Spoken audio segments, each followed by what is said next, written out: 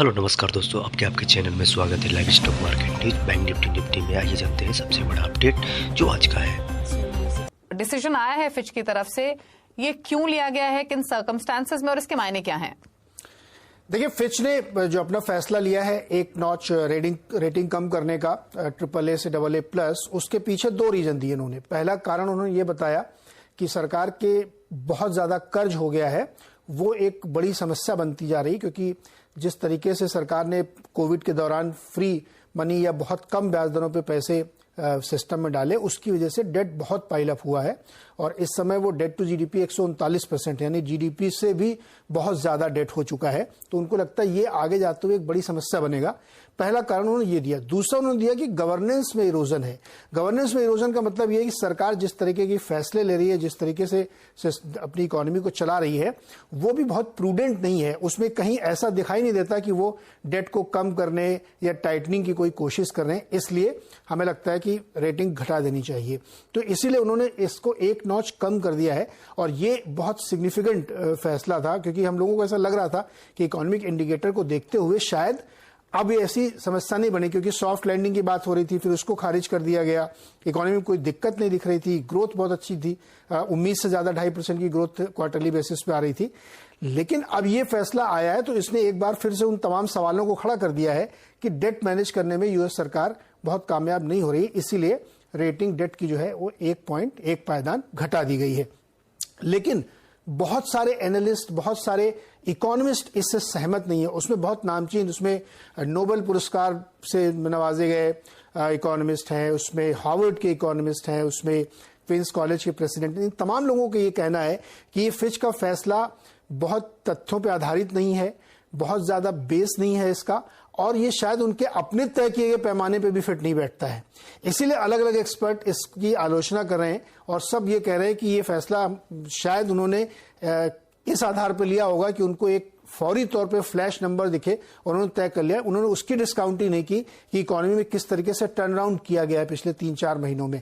तो इसलिए ये फैसला क्वेश्चन इन है, क्योंकि तमाम लोग कह रहे हैं सरकार की अगर हम आलोचना छोड़ दें जेनेट येलेन की, तो जो इंडिपेंडेंट इकोनॉमिस्ट हैं उनकी जो आलोचना है, जो उनके जो तर्क हैं, वो बहुत मायने रखते हैं। तो इसलिए बाजार उसी हिसाब से इसमें रिएक्ट कर रहा है। लेकिन ये जरूर सच्चाई है कि डेट मैनेजमेंट अमेरिका ने उतना अच्छा नहीं किया। इसीलिए उनके आप तमाम इकोनॉमी के नंबर देखेंगे, आप डेट टू जीडीपी देखेंगे तो वो 139% है, जीडीपी का रेट 2.4% है, जीडीपी बढ़ रही फिर भी डेट आपका इतना ज्यादा है, फिस्कल डेफिसिट 5.8% पे है। तो ये एक समस्या का कारण बना हुआ है। इसीलिए दुनिया भर के बाजार इसमें रिएक्शन दे रहे हैं।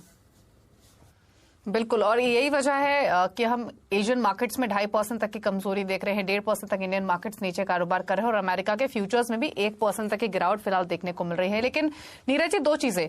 पहली चीज तो ये, क्या ये जो रिएक्शन देखने को मिल रहा है, इसे देखते हुए क्या बाजारों को डरने की जरूरत है? और दूसरी तरफ यूएस मार्केट्स के लिए इसकी क्या रेलेवेंस है और इंडियन मार्केट्स के लिए? क्योंकि क्या ये भी एक्सपेक्ट करें कि अगर इस डेवलपमेंट के बाद जो फ्लोज हैं वो इंडिया या फिर इमर्जिंग मार्केट्स की तरफ बढ़ते हुए दिखेंगे? कैसे देखते हैं इस पूरी सिचुएशन को?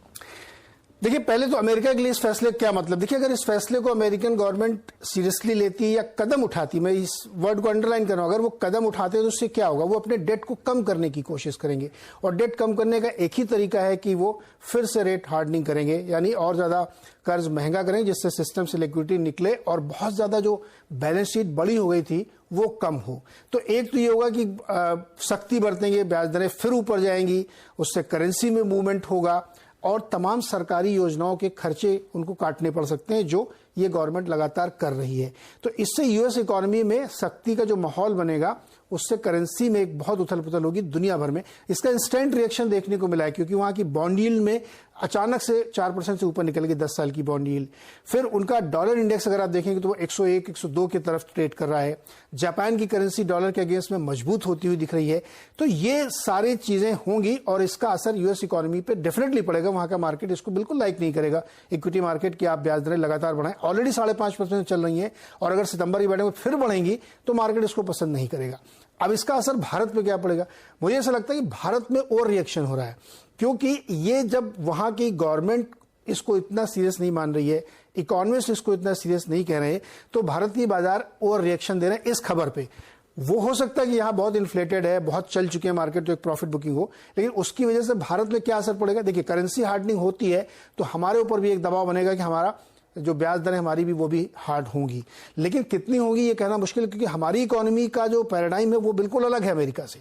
हमारे यहाँ उतनी ज्यादा समस्या नहीं, ना इन्फ्लेशन की उतनी बड़ी समस्या है, अगर हाल फिलहाल की सब्जी बड़ा छोड़ दें तो शायद मार्केट यहाँ का ओवर रिएक्ट करता हुआ दिख रहा है। तो इसको इस नजरिए से देखना चाहिए कि एक समस्या है, रेटिंग घटाई जरूर गई है, लेकिन मुझे ऐसा लगता है कि भारतीय के साथ साथ अमेरिकन बाजार भी एक दो दिन के बाद इसको भूल जाएंगे, क्योंकि मैं आपको याद दिलाना चाहूंगा कि 2011 में जब S&P ने घटाई थी रेटिंग, इससे पहले उसी ने घटाई थी, तब बहुत शॉर्ट टर्म के लिए मार्केट ने इस पर रिएक्ट किया था और उसके बाद फिर नॉर्मलसी लौट आई थी। तो मुझे नहीं लगता कि बाजार के लोगों को बहुत ज्यादा घबराने की जरूरत है।